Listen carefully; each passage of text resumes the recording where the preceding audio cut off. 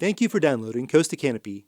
You can watch the video version of this podcast and find additional photos and links at wfsu.org/ecologyblog. North Florida has archaeological sites that are hundreds of years old, many that are thousands of years old, and at least one site is almost 15,000 years old. People have been here at least that long, but by the mid-1800s, Native groups were pushed out of the area by violent conflicts and the Indian Removal Act of 1830. Some families stayed, though, and intermarried with people of European descent. They passed on their traditions in secret, and some of their culture was lost. Today, we talk to members of the Florida Muscogee Nation who chose careers in archaeology and anthropology to try and reconnect to what was lost, while offering a Native perspective in their research. This is Coast to Canopy, an ecology podcast from WFSU Public Media. I'm your host, Rob Diaz de Villegas. My guests today are Dan Penton, a retired archaeologist and traditional chief of the Florida Muscogee. His daughter, Misty Penton, a bioarchaeologist and the tribe's storyteller and tradition keeper. Dr. Chris Bolfing, a cultural anthropologist. And Doug Alderson, an award-winning author and Muscogee maker of medicine. So, I want to start with something I've always kind of wondered about. Every time I correspond with you, Misty, you end a written correspondence with MVTO, and I want to know what that means and how you're supposed to pronounce the V. Mado. So it's pronounced kind of like a U. Our alphabet is Moravian. It was first translated, our language was first translated by Moravians. So we have to actually learn another alphabet in order to try and decode our original language. It's like learning 3 different languages at one time to triangulate. But what it means is sacred thanks or blessings with a good heart. Everything that you do in Muscogee is with a good heart because you're responsible for your actions to be a co-creator for harmony. So as long as you're having a good heart, then you're in fact going to be doing good things, co-creating good things. So when I say Mado to someone, I'm not just saying thank you, because that's more kind of a secular thank you. I'm saying thank you with a good heart for being a good human and doing what you're supposed to do to make things better. Well, thank you. Mado. So let's talk about, just to start, who are the Muscogee people? Where do the Muscogee people come from? Chris Bolfing. There are different ways of looking at this culturally and geographically. So geographically, if you look at the southeastern United States, you have the Piedmont of the Appalachians that go in, and all the groups that were Muscogee-speaking groups that were along the Piedmont are generally called Upper Creeks, whereas everyone that was down in the Gulf Coastal Plain were considered the Lower Creeks. And that, in your literature, is going to be like a pretty defining feature. So your Upper Creeks would include things like the Chickasaw, the Choctaw, Natchez. Down here, you would have the Muscogee, the Hidgety, then you would have some Miccosukee, and then some other tribes that didn't speak Muscogean, but were down here as well. So and just the same ways on the Piedmont, there were Cherokees that are Algonquins or Iroquoian speakers, and Shawnee, who were Siouan speakers, I believe. And so there was kind of mixture of groups, and the thing that generally held were the linguistic groupings. And so between any of the 2 languages, they might be mutually unintelligible. They might be similar, like hearing Portuguese and Spanish. Right. It's like, I feel like I should know what you're saying, but I just don't quite understand. And that's how they began to get distinguished. But these larger groups likely didn't distinguish themselves in those same categories. They were community-based. And the community structure of communities interacting with other communities forms a larger network. And that pattern served as the pattern for the Creek Confederacy, which was an alternative political structure than the tribal organizations that the Americans were more familiar with in the northern woodland areas. So like with your Iroquoians, your Algonquins, even the far eastern Siouans and some of those peoples.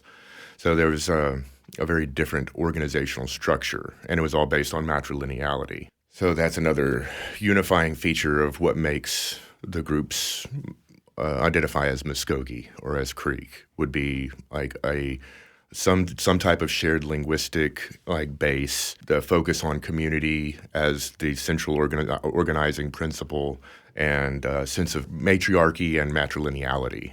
So it's a related language with variations throughout. What other cultural elements would have been the same or different throughout this sort of confederacy? Here's Dan Penton. Well, Misty and I were talking earlier today. The groupings in the southeastern U.S. were all diaspora communities after the early 1700s. Because when you had the uprising, for example, among the Natchez, the contemporary French reporters talk about the ceremonial leaders of the Natchez, which were Muscogee speakers. Half went to the Overhill Cherokee and half went to the Upper Creeks. So their ceremonial life is infused into the Muscogee or Creek ceremonial life. And that's just one instance. So every time that you had a disruption, whether it was the 1817, 1818, the illegal disruption of the town of Muscogee by Andrew Jackson and his soldiers, they spread and they joined other groups. And the truth was that most native peoples, even the traditional enemies, were closer to each other in these diaspora communities than they were with the white intrusion. So what you wound up with in every case, and I defy anybody in the Southeast to show me a full-blood community because there is no such thing. You may have Cherokee, you may have Ute, you may have Hijidi or Miccosukee. And a classic example is that Seminoles are genetically, they're the same people. They just happen to be on south of the 31st parallel whenever they came into being because of the Treaty of Ghent or whatever it was. It said that if you're below this line, you're Seminole. If you're above that line, you're Creek. So the same people are there. But their language is Hijidi. It's the Miccosukee language. They do not speak Muscogee. So, we're just a hodgepodge of survivors. And so we have groups like the Seminoles and Miccosukee who end up kind of in the Everglades, and we have people who have to travel west in the Trail of Tears. But there are other people who stay in this area, but I guess not in communities that are observable from the outside. So talk about that aspect of it. Let me tell you, you can document this because we provided a copy of this letter to the Department of Interior and to the House and the Senate in our congressional testimony. In 1947, the great-grandfather of our current chairwoman of the Muscogee Nation of Florida wrote to the president and said, as descendants of the signatories at the Treaty of Fort Jackson, how do we access services that we were promised?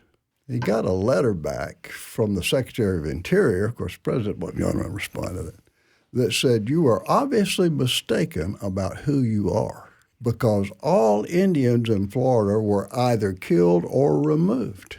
Now, please note that this was before the Seminoles were recognized, it was before the Miccosukee were recognized, it was before the Porch Creek were recognized. So obviously that was a lie. But people stayed here because they flew under the radar. And many of these communities were in areas that you have to, even today, have to go out of your way to access. I'll use Porch as an example. They were at Jack Springs, Alabama. Jack Springs is a headwater swamp. So they were just out of the way, and that's how they survived. That's how most of the people in the Southeast stayed here. And the Seminoles today, in fact, James Billy's brother once told me that he was really angry at the Seminoles in Oklahoma. And I said, why? He said they should never have allowed themselves to be removed. And I thought, that's an interesting way to look at things. But they're saying we stayed because we were intending to stay. Curious. Yeah, so for people who were in North Florida, kind of under the radar, how are traditions passed down? In the families. Yeah. Since 1853, I think that's the right date, it was illegal in the state of Florida to live openly as American Indian. And you could not trade. They made it illegal for traders to even go and visit them. They tried to starve them out just like they did when they tried to kill all the buffalo in the plains. But they did not go after certain families. And so the families, especially, if you had a male member that was more white than not. They continued. But the Creeks were matrilineal and matriarchal. So, the women a lot of times were the tradition carriers. They still are. They're the ones that select the maker of medicine and the makers of the grounds. It's not the whole community may step in and agree to the decision that the matriarchs have made. But Doug and I are in our position because of the women. And they always go to our wives first and see if it's okay if they put us in a position like that, because it affects the whole family. During all this time, was there a structure like that where you had all the positions of, a maker of medicine and a ceremonial chief, or? Well, my mother's father was a maker of medicine. I have his speaker staff. We used it on the grounds. I showed it to James Brown at the University of Chicago, who is an iconography expert. And he said, I have seen 5 of these in the museum. None come close to the one that you have. I love that. That's wonderful. I was selected, and I spent time growing up as a young child with my grandparents. And they selected me, nobody else in my family, to see things and to show medicine plants and go and collect things like the gallberry for the yardbird, because they separated all of their activities in the day-to-day life, except when they were doing ceremonial things. And they would grab me and take me, and the two of them would go and do ceremonial things. Yeah. And when I say ceremonial things, everything in life that is meaningful can be a ceremonial. Those things that they viewed that way, they made sure that I was present. Yeah. So that's how they continued, by example. So if there are 5 ceremonial sticks that are in museums, I guess that speaks to perhaps that traditions weren't always being passed down. Were there a lot of dead ends as far as traditions being passed down in families? Oh, yeah. Are you asking if we got killed by white people? Not killed, but people just stopped yes. practicing. There's that too. Oh, yeah, and there's that. Yeah, so That was the most common reason for Okay, community right, collapse. right. And literal intimidation by KKK, very literally. And even to this day, even though we're all mixed blood for the most part and certainly can generally pass, Right. When we go to ceremony, there are places nearby that the people in the community look for our guys to beat them up. So there is a strange holdover regardless of how we look. I was kind of pulled this back to the original, what is the diaspora? And the reason I wanted to pull it back is because you were talking about the people and the languages, but also overlaying that is the Southeastern Ceremonial Complex, where you've got the mound systems and you've got the understandings of how people are interacting with nature. And that system, while it encompassed Iroquoian folks and the mix of Muscogee dialects, brought all of us together in terms of understanding a symbolic type of communication. And I think that made it much easier to communicate because we had a common language, if you will, in terms of our symbolic nature. And there was a trade language, too. It's called the Mobilian language. Apparently it was used to communicate with people in the extensive trade network that existed, whether they were trading obsidian or grizzly bear teeth and claws from far north in exchange for Boosk and conch shells or carved shell gorgets and copper coming out of the Michigan or North Georgia area. And all of these things were common. And it boggles the mind because we just, in contemporary society, think about we're the apex of all of this stuff, and these were just simple savages. Well, no, they weren't. And I always like to encourage people that haven't been to the council house at San Luis to go. That's a small example of council houses in Florida, and the one that the Calusa had in South Florida were reported to be like 5 times bigger than that. That's incredible. I'm awed when I walk in and see the work that these people did without cranes. And we have so little understanding of what went on before because it hasn't been exposed to us when we're in educational settings. You need to talk about what your grandmother said on washing greens. Okay. How you carry on traditions. And it's funny that you said this because I was hearing that in my mind. And I think you have heard this before, Rob, but when I was growing up, he mentioned he was the grandparent child. That's what I'll call it. A lot of times in the families, you can tell the child that is curious about how they're connected to everything. And we tend to, like you said, we observe and watch and see who's going to have the best possibility of absorbing all that and sharing it. And that child gets picked. And I can't say that I was that child, but I was always the why child. Why this? Why that?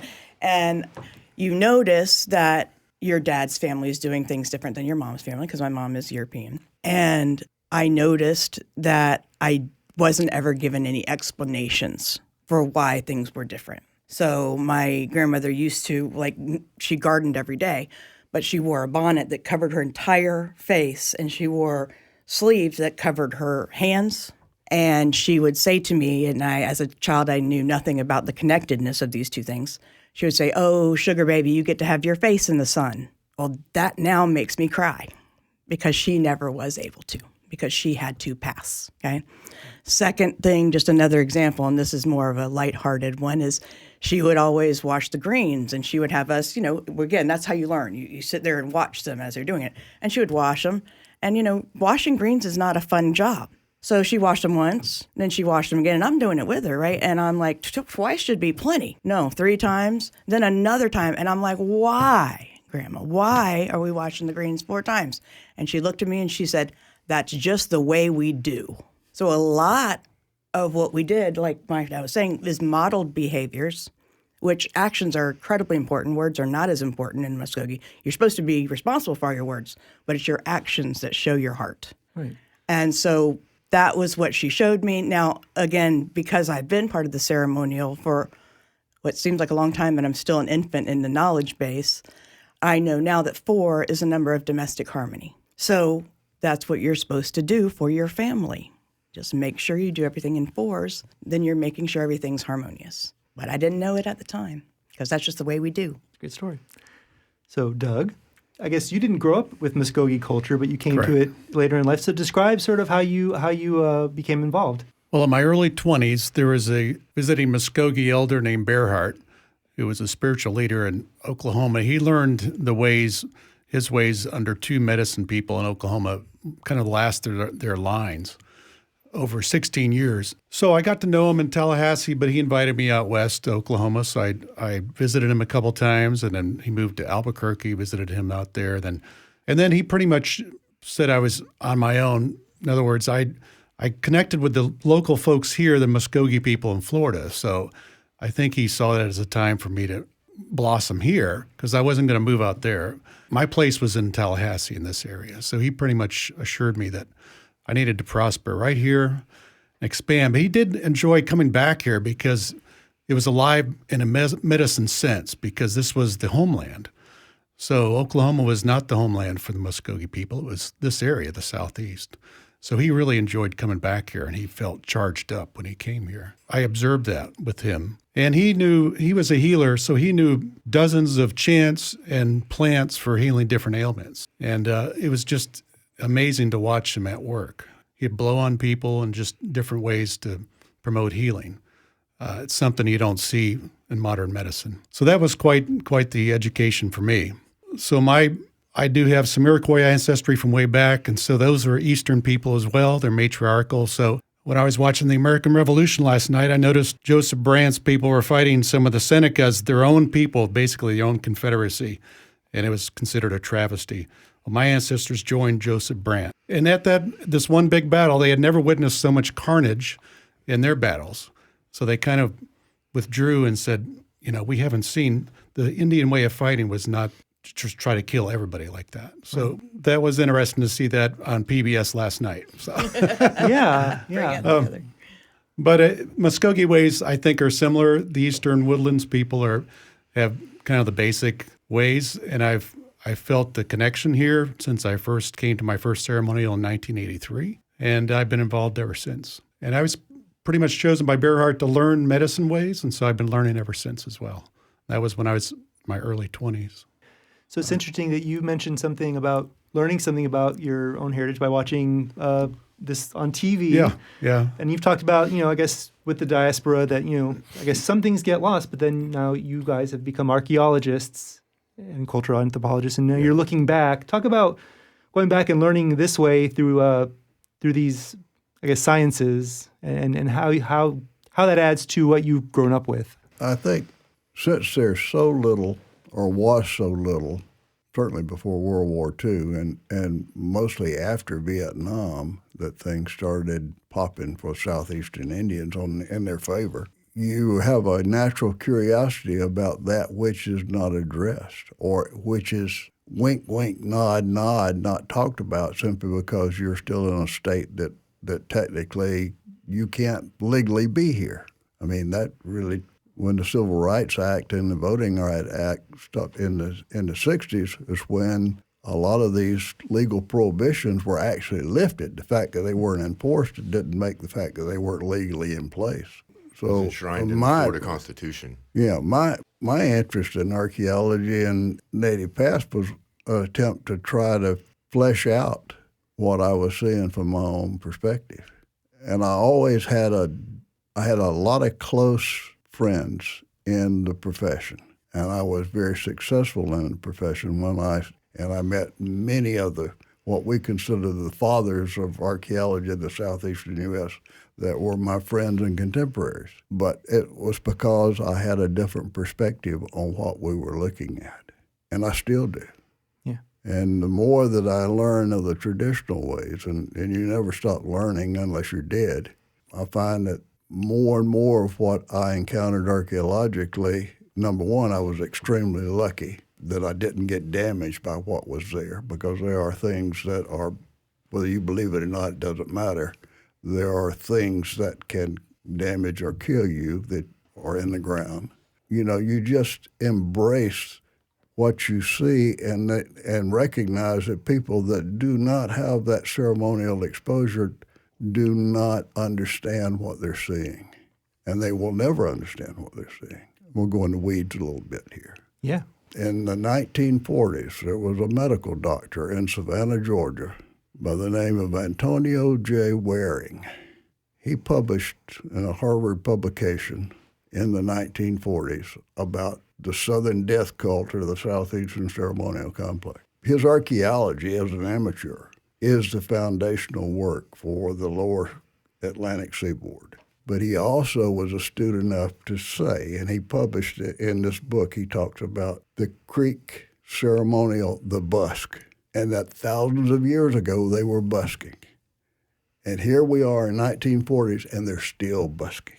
So in spite of all of the organized effort to eliminate the so-called Indian problem, the ceremonial heart is still beating, and it is today. And if you do southeastern archaeology and you're excavating a ceremonial site, if you don't understand the elements of the Muscogee busk, you're not going to understand anything that you're seeing in the archaeological record. So it's kind of like Linda Shealy when she interpreted the Maya hieroglyphics.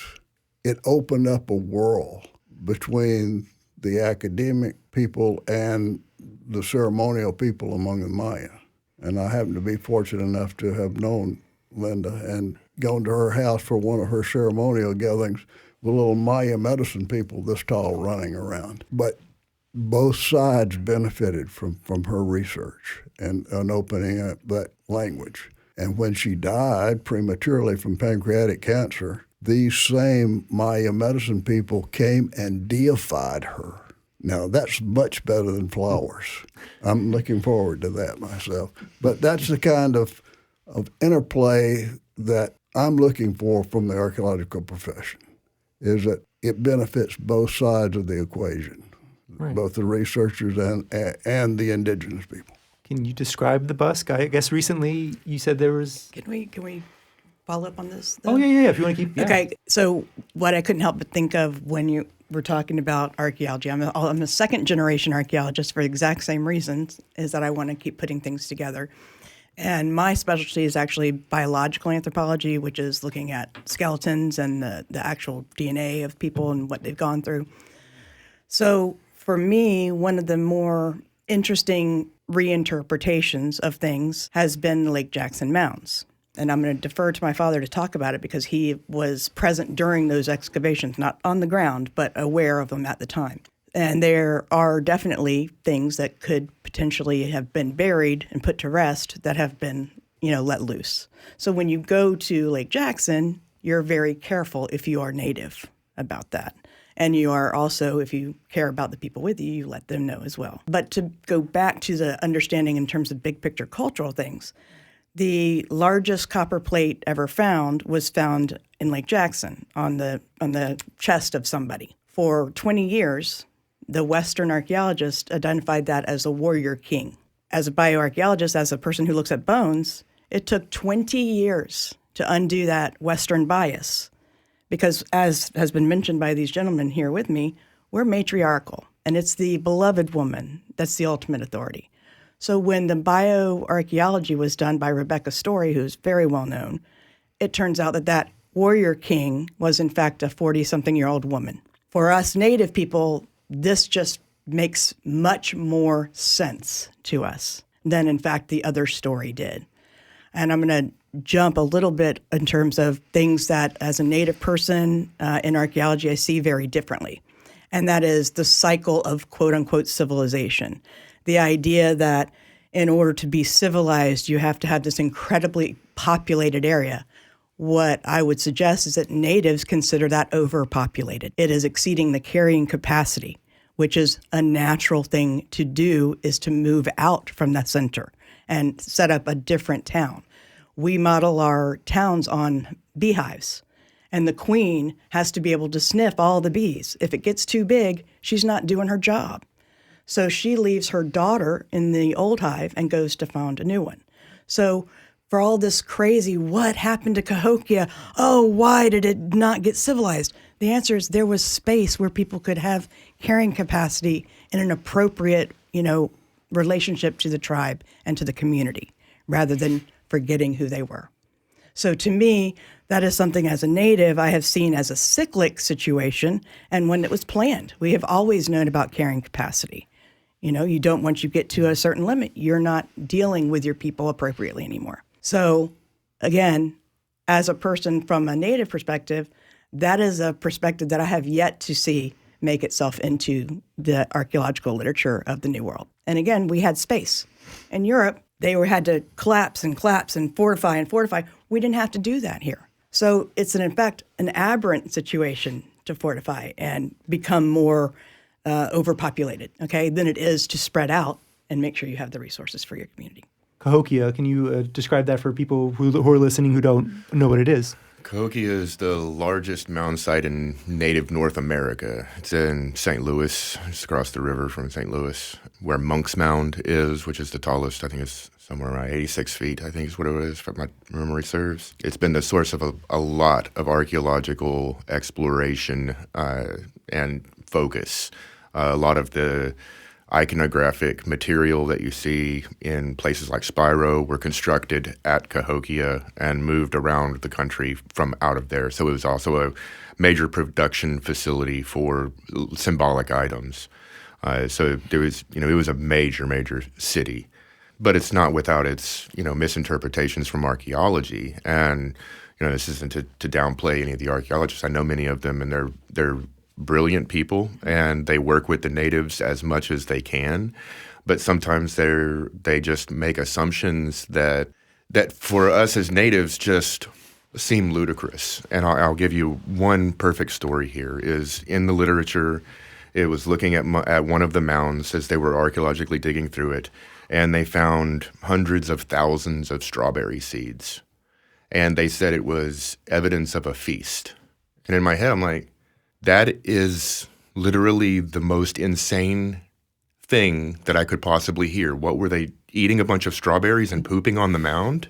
How is that in any way related to a feast? That is an offering. That is took how many individual wild strawberries would have to be gathered for you to have close to 1 million strawberry seeds on a mound? You're talking about a lot of work of collecting that. Then they did not eat them. They weren't de-seeding them and throwing the seeds in the mound. This was a massive offering of stuff that could have fed most of the city for a day. And, so this is a massive offering. And it was seen as evidence of a feast. And when I told the archaeologist I happened to at my very first conference, I ran into the person. I was like, why did you say this? And why didn't you just say it more simply that it's an offering? And she just said it never crossed her mind.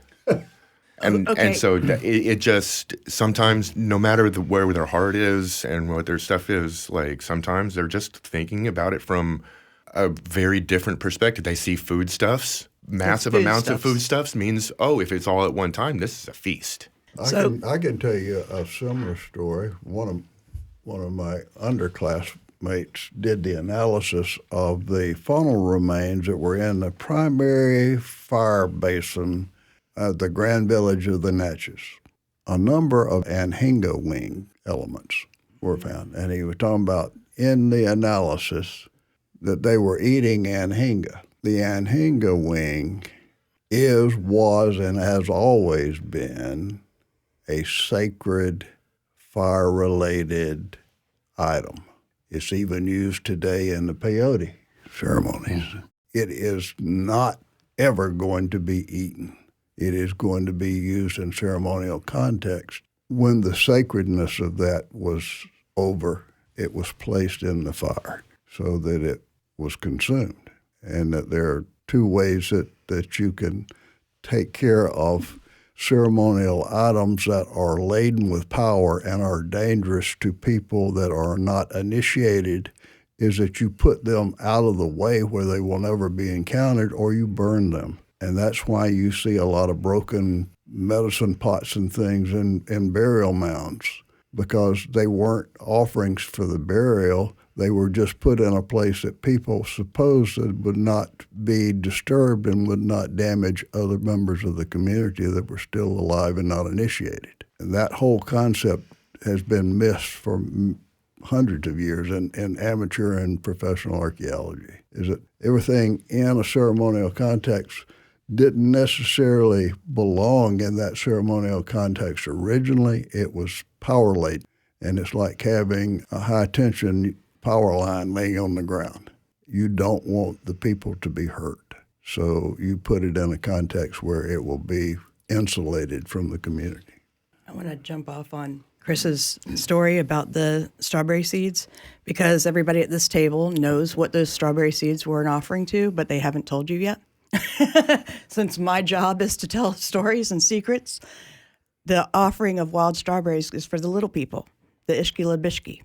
So in Ireland, they have leprechauns. Here we have little people, the Ishkila Bishki. And we know, and still I'm guessing everyone at this table puts out wild strawberries for the little people. So again, there's an opportunity, and Chris has stated that the archaeologists are working with natives, but this is relatively new. And they were, for the longest time, just sort of bothering to check in after the fact. And I think that there's a tremendous opportunity to match those things up. I'm going to give Linda Sheely, her work with the Maya group really example. was Perfect the example. model by which Dr. F. Kent Riley, brought that model to the SECC, and he tried to organize a southeastern group of thinkers that was like the Maya group. And the research that they've done and the collaboration between natives and archaeologists that has been fostered by that has just been astounding. Agreed. But it does take a difference of perspective from the archaeologist to recognize they're only getting part of the picture. And we understand that we have what we have left over, but what we found out is it's a tremendous amount. There's another example. There was an archaeological site where they found a cache of gar teeth, okay? So their assumption was, you want to guess? Fishing. People were eating the gar, which, by the way, we would eat the gar, but not, it's, okay, I don't know how many people had it. It's starvation food. It's not very good, right? But everyone at this table, and probably you too, Rob, knows what we use gar teeth for. Do you? I don't. We use them in our ceremony. So you're about to ask us about the busk, so I'll let you ask it in that context. My scratches are still here. Buskada, which was, I think Dan raised the term buskada. It means to fast. That ties in with the Muscogee ceremonials. We fast 4 days before the ceremonies. We have 4 ceremonies a year. We do eat after dark, so it's a little bit like Ramadan that way. I think partly because we have to still function in this world. We can't always just take off work for a week 4 times a year. But it means to fast, and we do it for purification of mind, body, and spirit. We also do it in sympathy for those who don't have enough food. So there's a lot of different reasons for that. But by the time the ceremony starts, we are prepared more because we have been fasting. So fasting is an important part of the Muscogee life. I know Bearhart used to fast before he used to treat people, so he did a lot of fasting. So it's a way to clear your mind. I notice when I fast, I seem more in touch with nature, with animals, and it just kind of clears your being. It's not always easy, especially in this society. It's not always easy to drive through rush hour traffic while you're fasting, that type of thing. But if you're out in nature, it seems natural. And that's the core of the Muscogee ways. It's inspired by the natural world. So if you are in tune with nature, with the animals, and the way of the planets and the moon phases and so forth, the Muscogee ceremonials make a lot of sense. If you're not in tune with all that, you don't understand it. You come and observe and you have no idea what they're doing. But the symbolism is always inspired by the natural world. So as someone who has sort of been a naturalist for many decades Yeah. and written about it, talk about how that culture influences how you write about and perceive it, especially knowing that the lower creeks inhabited the Apalachicola Right. River basin, and you and I Exactly. have kayaked hundreds of miles on up and down the Exactly. Apalachicola River. So talk about how does that? Well, what people don't realize in the trek is every day I'm given a tobacco offering for that day. So I do that quietly. I don't make a production out of it, but it's something you do as a traditional person.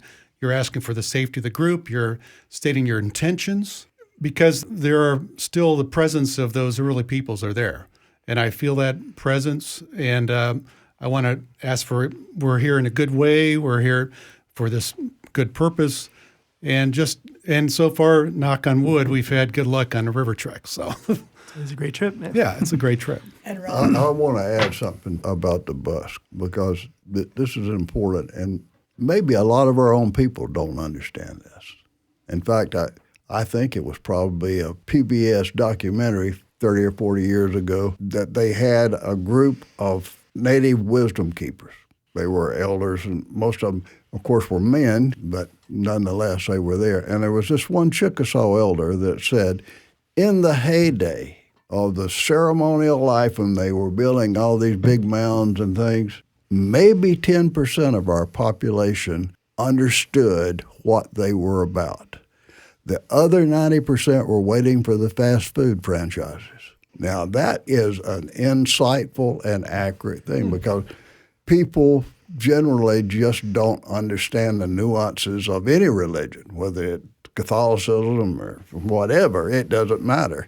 So the purpose of the bus, I'm going to distill it down really quickly, as I understand it, is that you are stopping time, recreating the first moment of your creation being, and then restarting time because things get wacky. So we do that 4 times a year.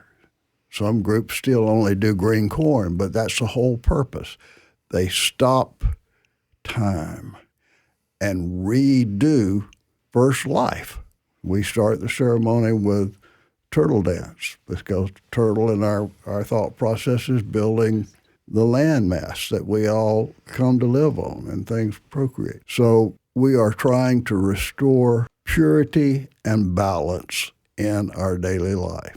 And if you want even a more simple shorthand way of understanding it, we are teaching the chaotic members of the community, and that translates as men, to become more feminine, community-oriented. So being an independent, feral human being, the men are encouraged to come and participate in this to become more community-oriented and more feminine in nature. And the bus ceremonial and the bus grounds are owned by the women. Now, they don't always understand that. They don't always embrace that. But the medicine leadership makes sure that we put it in their face daily because the foundation of the medicines that are used are all from the plant world, which is the province of the women. So everything we do in the ceremonial is feminine. Can you explain the use of the gar teeth in the busk? Yeah, the garfish jaws are used near the end of Saturday after certain dancers are done, and we do something. We take some of the herbal medicines and wash off with it. The men scratch with the garfish teeth. We put some of the medicine on our arms and legs, sometimes backs, and we scratch. It's a ritualistic way of offering back to the Mother Earth. So it creates some blood, yes, but they are scratches. They're not deep wounds. They go away in a few days. You may see a scar, but it's light. But it's a ritualistic way of giving back to the Mother Earth. And so the garfish jaws, that's what we use. And so that's why they were found at that one medicine site. Yes, they were eaten sometimes. They were baked in a pit and so forth. But there are a lot of bones in garfish. It's not always the best fish to eat. But it's, like as Misty said, survival food. And there's a garfish dance we can do. It's a social dance after dark. We honor the garfish that way as well. One of the closer related groups to the Hidjidi were the Coshada, Alabama Coshada. And the gar is basically emblematic of that group, especially the Louisiana Coshada. I've talked to the former chairman of the Coshada about the word for gar, and it's almost identical. So the languages are different, but only like a half an octave off between. And I remember the late Mary Johns, who used to come and visit and collect medicine plants in our area, and She was one from of the my Brighton teachers. Reservation, Seminole elder. Yeah, she was a Brighton Reservation resident and a member of the Seminole Council. She and her husband Archie both. But she used to describe it, the residual language that we used, she called Creekasuki because it was a combination of Muscogee and Hidjidi. You use what you have left. And there's a story that I have always had, or a prophecy, I guess, is that when the original fire, the central being of our essence, was scattered, some families collected embers. And that one day, when the world gets bad enough and they're needed, they'll come back together to form the central fire. And I like to think that we are representatives of those families in today's context. Now, how many more are out there? I don't know. But we also have a saying among the medicine leadership in that the fire calls its own. And I think that's what we're waiting for, is for that reassembly of the original fire that brought harmony and balance. And when he talks about the fire, it's a ceremonial fire. It's on a small mound. It's considered a piece of the sun. It is kept burning all year long and renewed every green corn, which is in June. In this day and age, it's kept burning in a pilot light, propane pilot light, because we don't have fires that you keep going anymore in a cook stove or a outdoor fire pit. In the old days, you would have had a central fire area, and everybody would have taken their fire home from that central fire. And fire is essential for life, obviously, for cooking and so forth. But this particular fire is something you don't put trash in, you don't put saliva in, you treat it very special. So in a biblical sense, it's similar to the burning bush. We believe the Creator, or Jaganamisi, maker of breath, speaks through people through the fire. It's considered a spiritual entity. So when he speaks of the fire, it's a spiritual thing, and it's just one of many ways that Creator can speak through the people, to the people. And it could be also through birds, through the earth, through plants, through everything. We believe everything is alive, everything has a spirit, whether it's breathing or not. In that way, we consider everything sacred because it is all part of the maker of breath. This is something I guess you and I have talked about a little bit. So you're talking about things being sacred, even things that aren't alive. But, as far as places in our area, what kind of places are considered sacred? It's a trick question. It is. Oh, Yeah. They're all sacred. It's all sacred. Right. There are some sacred areas that are supercharged that I wouldn't go to without a lot of tobacco. And there's some that I wouldn't go to at all. Not everything in the traditional ceremonial life is touchy-feely. There are sharp edges around some of the things. And power is a lot like electricity, in that if you are trained in how to handle it and you are respectful, it does wonderful things for you. It heats and cools your house. You have lights, you have water from your deep well. But if you're an idiot with an aluminum baseball bat that goes into a power station and starts flailing around, you might as well sing "You Light Up My Life" because you're going to be crackling. And that's the insanity of medicine. And it's a question of knowing what you're doing to make positive out of things. And some of these archaeological sites, and this is my personal opinion, can be quite dangerous, especially, and we know this for a fact because there are family stories of the people who made the Trail of Tears, is that the medicine people were unbelievably angry. And that if they had the opportunity to bury ritual items or their folks that died along the way, if they were given that opportunity, they buried them with a lot of animosity and a lot of things. And that we should not, as archaeologists, assume that that's something that only happened then. You could probably go all the way back to the first Vikings coming into Newfoundland and having some of the similar attitudes because they brought in unseen diseases, what have you. So there's animosity toward these people. We mentioned Mary John. She once told me of a vision she had had about Lake Jackson, where a very powerful medicine person had been buried that had been a problem for the community because he was dangerous, because power sometimes corrupts. And that she had this recurring nightmare or vision that some archaeologist was going to uncover that and release the chaos back on the world. And I took her at her word, but that's because of my relationship with her. But I still think about that. And I'm glad that I got out of the profession without being seriously impaired. I think I have some colleagues that did not. So, Rob, when we were doing the videoing for the mounds at Lake Jackson, the thing that I did with Tasha. Right. For our education for Summer Challenge. And Right? if people are curious, we did do like a recording of the offering of tobacco that I gave, not just for myself, because when I explained it to the crew, they were like, okay, can we be covered? I said, don't worry, I was going to cover you anyway, much like Doug said. But there is an actual little video of that if people are curious about how to do a tobacco offer. Gotcha. And we could link to it, and we could probably incorporate it in the video version a little bit as you talk about it. Now I want to shift a little bit because cause there's so many things that keep coming up that I want to follow up on, but our conversation keeps circling around. So you mentioned femininity earlier. I want to talk about matrilineality, which is what you've studied, correct? Sure. And it seems like a concept, as I've talked to Misty about it in the past, that maybe gets misunderstood a little bit. So I guess I wanted to explain as far as what that structure means for the Muscogee people. Okay. First off, it is not just simply an inverse of patriarchy. We've had conversations about this a number of different times. As an anthropologist, I can point out that the most important radical difference between patriarchy and matriarchy is knowing who you're related to without a doubt.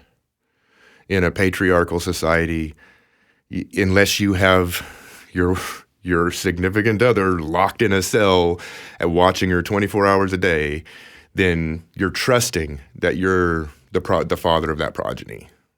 With matriarchy, everybody knows who they came out of. Everybody in the community knows who they came out of. Like it's not a hidden thing. And so knowing that changes a lot of the social dynamics. There's not the types of tensions that you generally see in patriarchal societies. That's not to say that there are not tensions in matriarchal societies. There definitely are. But it's not like the sense of dominance that is imposed on patriarchy. The name changes, the senses of ownership. In Creek society, for example, divorce has always been a part of it. And divorce is easy. If you piss your wife off enough, she throws your shit out on the porch and you go back and live with your mom. That's the Creek divorce. Like, I want to paint a painting of it, of just some guy's stuff on the ground and his moccasins all tumbled on top of it. The door's closed, latched, and you just see his shadow with him hanging his head down. And it's like, oh. As a metro local community, one of the jokes in the women's group is, if you don't raise your son right, you're going to get to live with him the rest of your life. That's pretty funny. As it turned out, like I engage in the traditional matrilocal practices. I relocated to get married and come here. I kind of always intended to be closer to the community, but it was to get married is why I came here. So I moved 900 miles from University of Arkansas to come down here, and I married my wife in the community, and I live with her and her family. It's been weird becoming disabled because I'm not able to really contribute in any of the traditional ways like hunting or whatever, or in the traditional American ways of having a job to be able to provide financially for my family. So I still have to wrestle with those senses of identity. Just by being Native, I'm not like escaping those influences of society. It's just I have this other layer of my identity in which I just understand that there's only a few things of mine that my wife doesn't own. Everything else it's her stuff.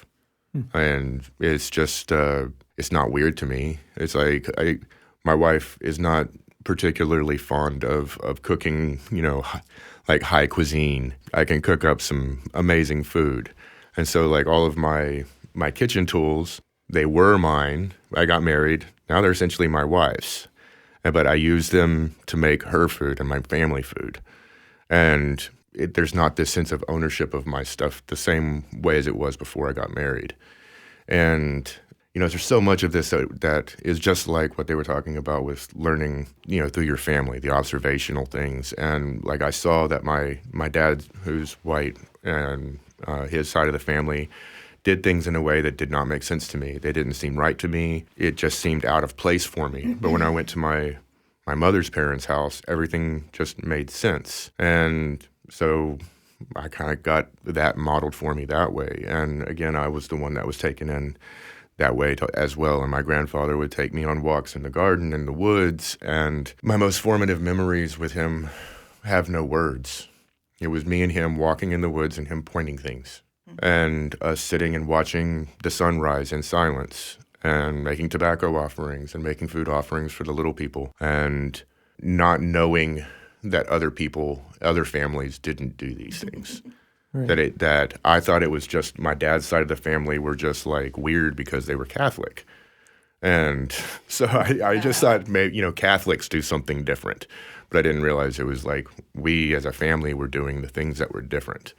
And the Catholic family was more American than anything else. I didn't have the ceremonial aspect, but I had this cultural aspect that was still passed down in that same way. And so whenever I had the opportunity to come to the ceremonial and come to the community, it was like everything that I had felt like was out of order was just not there. And it was just everything made sense the way it was supposed to, the way people would be able to get along, even though if you took two people, I can think of possibly even you and your brother, that if you were to take y'all and not be related and have y'all meet and just talk about y'all's social and political views, y'all might not be friends.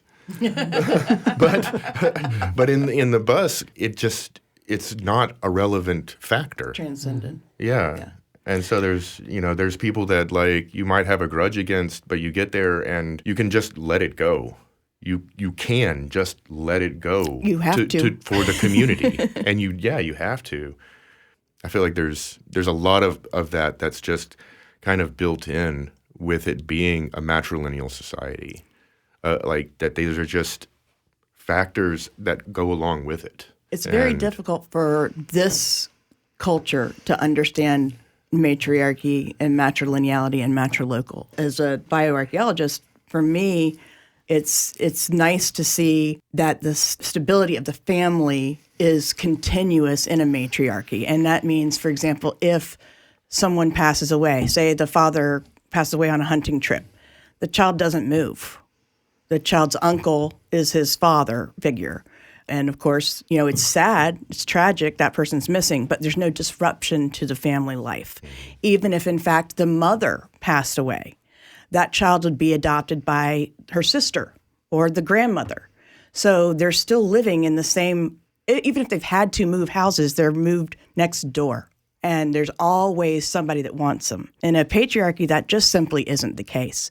When we look back from the Trail of Tears and towards the present, you see a tremendous number of what are called orphans, right? But they really weren't orphans. They were adopted into their families. So a lot of times when we're looking in genealogy, turns out those orphans, as according to the Western documentation, were actually part of somebody's family. And it might have been a different last name because you're dealing with a patriarchal culture, but in the matriarchy, they're the same family. And so they got taken in immediately. So for me, as someone who tries to explain the benefits of a matriarchy, it's good for the kids and it's good for the family because it takes a village. Anybody that tries to raise a child by themselves knows it takes a village, and that village is built in. I would like to, and Kristen, you can take this, what is kind of the difference between a matriarchy and a patriarchy when it comes to expressions in power?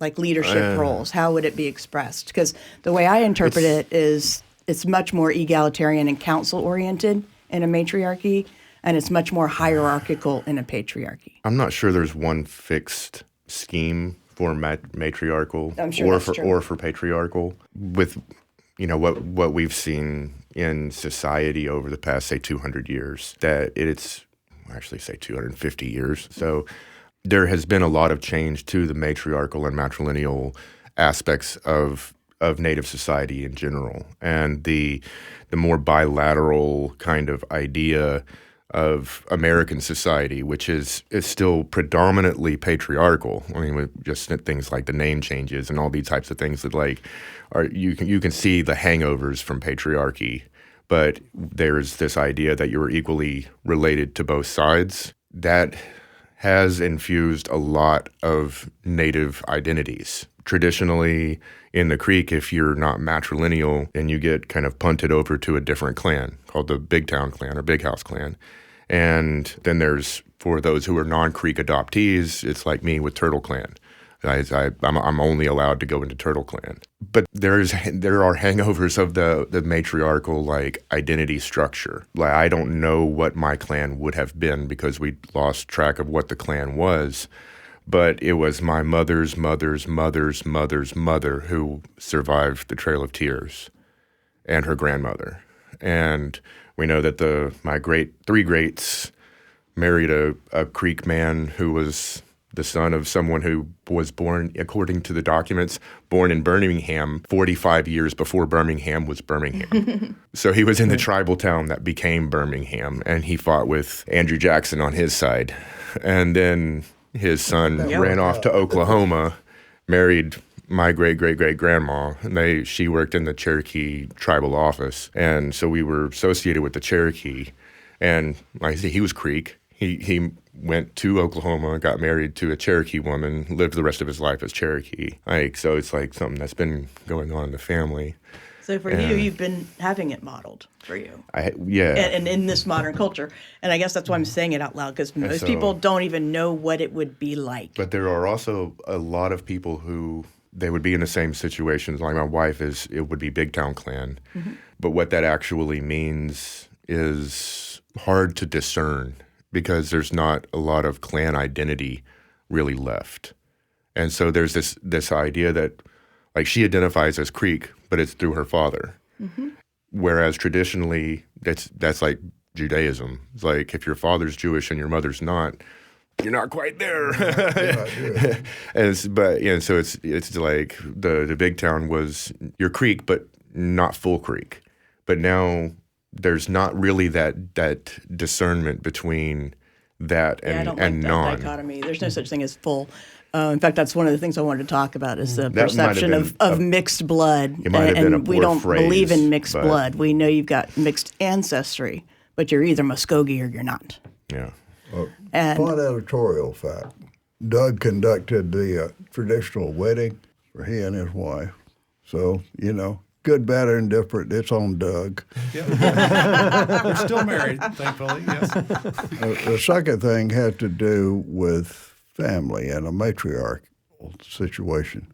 Doug and I and several other inner circle medicine people years ago were invited by the mother of the grounds to go to Panama City to talk to a group. So she introduced us as her sons. And then when we finished whatever the presentation was, I'm old, so I can't remember what it was about. But then there was a question and answer period at the end. And this one lady asked the mother of the grounds, "You introduce these guys as your sons." "Yes." "Why don't they look alike?" And it took a while for the stunned look to get off of the face of the matriarch because she never even thought about the fact that we were different. You know, we were Family. We were in the position that we were in on behalf of the community because of the actions that she and the other matriarchs had taken. So we were her sons. And when we went to her funeral, we were still her sons. So now we're orphans. Actually, a similar thing happened when I went to go visit Sophia. His stepdaughter has type 1 diabetes. And I went to go visit her in the hospital, and she said, "Aunt Misty." And her dad's mother was there and said, "Who are you again?" I said, "How do you not know I'm her Aunt Misty?"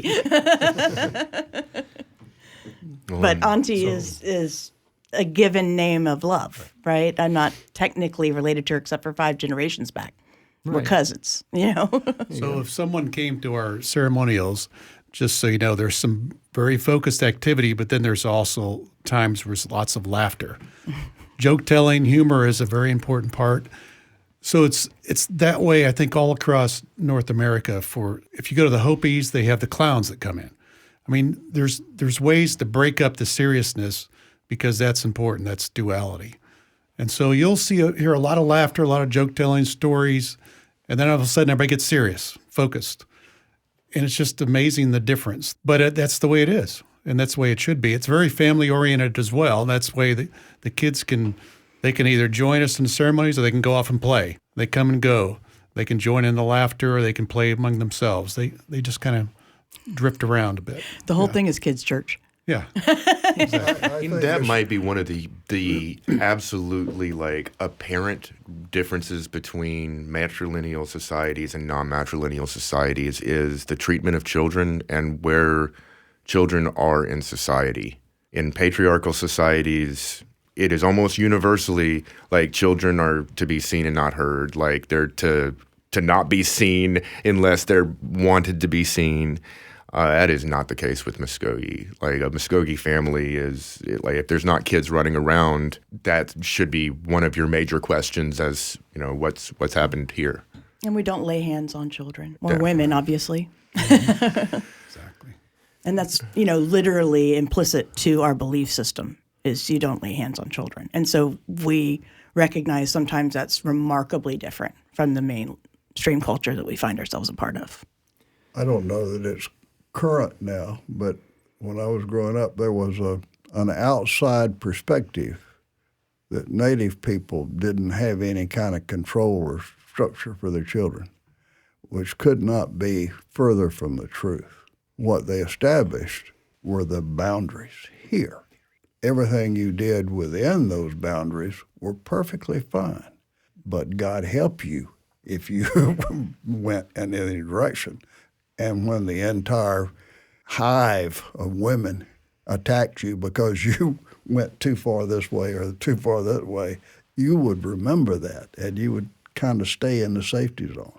My attitude about the patriarchy versus the matriarchy is that patriarchies are obviously male-oriented. The whole point of the busk is to make feral men more community-oriented like women. Mm-hmm. So the difference is you don't have among the patriarchy the concept of community and the concept that permeates every aspect of doing it for the group. You're doing it for me or me and mine, not us. That's how I view it. And it's very difficult in today's world because you are not dealing with your contemporaries in the day-to-day world with the same way. You've got people that are still expecting you to be reacting to the male in charge. We visited Florida Seminoles years ago as members of the Muscogee Nation of Florida delegation. And we were in James Billy's office, and he had an administrative assistant who had been with him for years, named Ms. Diamond, who was not Native, but she was the gatekeeper. And we had some guys shiny suits that came looking for the man in charge. And they went down the hall, and I looked at Miss Diamond, and she was grinning, and I said, I bet you've seen a lot of men come and crash and burn. She said, unbelievable number, looking for the man in charge, because the women, even in that community, were still the power behind the throne. When the Seminoles decided that they wanted to open up their culture a little bit in the 50s and start having their communities along the Tamiami Trail sell items to tourists, handmade dolls or whatever, before the tribal council gave the edict it was okay to do that, they went and met with the matriarchs. What do you think? Should we do this? So before they began to open up as a society to the outside world, the women had to give their blessings. That's something that we could all benefit from today. There was actually one of the things that we worked with PBS was Mali of Denali Virtual Museum, and there are a number of our values that we have now on that website. A funny part of that was we didn't ever have a website before. Right. And I had to sit down with our elders 4 times in a row to get that information cleared by them so that it could actually be printed in an official, formal capacity, because we're an oral history culture. Right. But the broad boundaries that we were talking about with children is summarized as one of our values, which is harmony is created. And as long as a child isn't hurting themselves or others, facilitate and enjoy. So if you're curious what our boundaries are, that's what they are. And everything else is on you to create the harmony, because harmony doesn't just happen by accident. And I would suggest that is a matriarchal value, is looking at the whole picture and finding out how to create harmony out of it. And I would suggest that our square grounds are what specifically train our men to create harmony out of disharmony. But that's as a female looking in. So one of the beliefs that we believe is that women are more spiritually empowered because they are co-creators of life. They carry the child. They give birth. The men provide a seed, and that's pretty much it as far as that goes. So they are carrying life and giving birth. So in many ways, they're more spiritually empowered, and we recognize that. That's part of the ceremonial, that's the role they have and part of the matriarchy, I think. One of the things that, again, interject what the outside world that I've heard say about the traditional understanding of the ceremonies, which is poor most of the time. But they say, well, you have a separation of women because you think they're impure, especially if you have the prohibition when they're pregnant or menstruating. They are not supposed to be around ceremonial items or leadership. And that's true. But it has nothing to do with impurity. It has to do with exactly what Doug has just said. The traditional Muscogee view is that women are a higher order of creation than men. They are co-creators. They can be medicine people. They just will never be a Helis Haya, a formal ceremonial medicine person, for one very simple reason. It's like plugging a 110 appliance, being men, into a 220 outlet, being women. And it would be 220 plus if you were pregnant or menstruating, because you have elevated that co-creation role. So the women are separate from the men during the ceremonial arena because the men are not prepared to deal with the raw power of the women. And their role in the ceremonial is very carefully regulated to introduce that power and to consecrate the grounds, but to not overwhelm the lower order of creation, that being men. We're also kind of taking shelter during it in a way. Like, we're not standing in front of a hurricane coming at us. Like, that's what the ceremonial does, is it builds up this structure that allows us to be able to be there and not have that happen.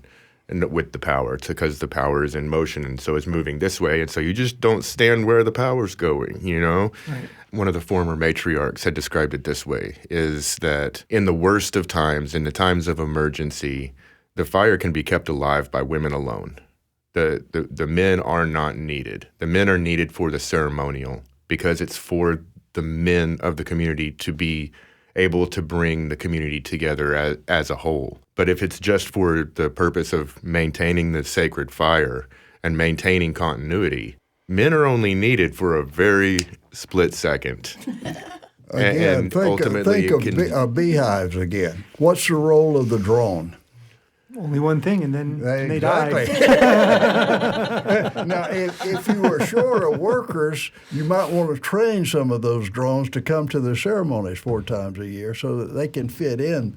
But otherwise, useless. Yeah, in my role, I have the backing of my daughter and my wife. They kind of have my back, but every woman that's in the ceremony are basically my sisters, so they have my back as well. So without their support, I shouldn't be in my role, basically. So And you wouldn't be. and I wouldn't be. Yes. Yeah, we do talk about the nuclear family idea makes it much harder on the family than our perception of family, which is not only extended family, but extended friends and family that are now family. We're all obligated to each other. And I think sometimes that hits harder than others. I think every time that we go to busk, We remember. we realize like we're living in a way that's not functional. It's not feasible for our way of life. It's not functional for us as a community or as individuals, and it's a toxic situation. And every time that we're at busk, there's just this universal sense that this is the way we're supposed to be living during this time of year. It's not supposed to be this 4 times a year we come together and then we go away and forget everything that we're supposed to know and do and then relearn it again. Yeah, the The idea of busk is that this is the way you're always supposed to be. Yeah. And it's funny because once you are in a situation like that, because it is separate, it's off the grid, it's like being in a different world. And you're there for 4 days and you feel differently. It is very difficult to come back and kind of reintegrate into Western society. Our traditional living structure was to live that way during the ceremonial time of year, and then we would break into a more nuclear style like family for the winter months whenever it's a little easier to have smaller family units to be able to get by. Right. And not have to have a gigantic space to try to heat up. Counselors. Keeping a big shaded space for everybody is a whole lot easier than having a big heated space for everybody. Right.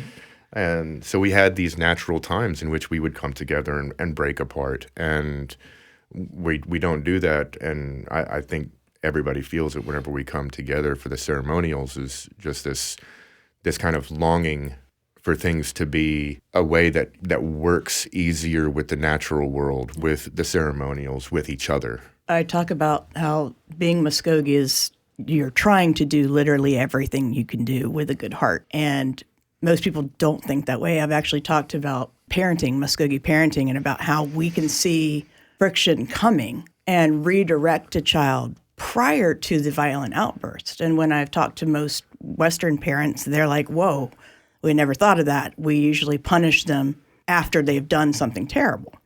So a lot of it is trying to pre-respond and like get out ahead of it. And you can change a dynamic from I pulled your hair, you pulled my hair, to I pulled your hair and you said, hey, let's go for ice cream. And now our day is entirely different.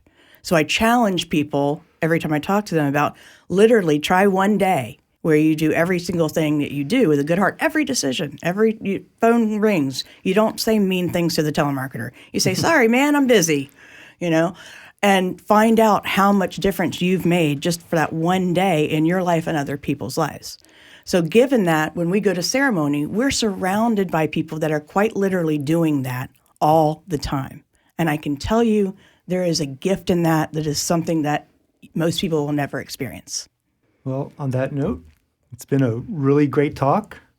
Misty Penton, Dan Penton, Chris Balfing, Doug Alderson, thank you all for coming on to Coast to Canopy. Mado. Thank you, Mado. You can watch the video version of Coast to Canopy at wfsu.org/ecologyblog and the WFSU Ecology YouTube channel. On the blog, we'll link to the WFSU education projects Misty mentioned and a WFSU ecology story on Muscogee shell carving. Those videos, this podcast, and the WFSU Ecology blog are made possible with support from viewers and listeners like you. WFSU is both an NPR and PBS station, and we can't serve our community without your support.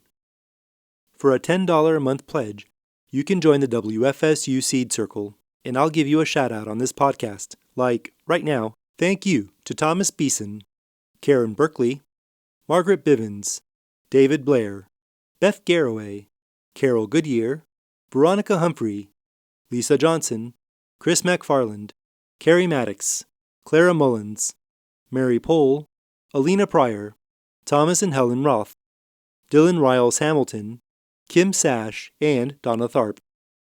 We've also had several smaller donations which I really appreciate, truly. Any amount helps. You can join the Seed Circle at wfsu.org/ecologyblog. This has been Coast to Canopy, an ecology podcast from WFSU Public Media. Today we had Taylor Cox running audio and Jason Acuna directing video. And I am your host and producer of all things ecology at WFSU, Rob Diaz de Villegas.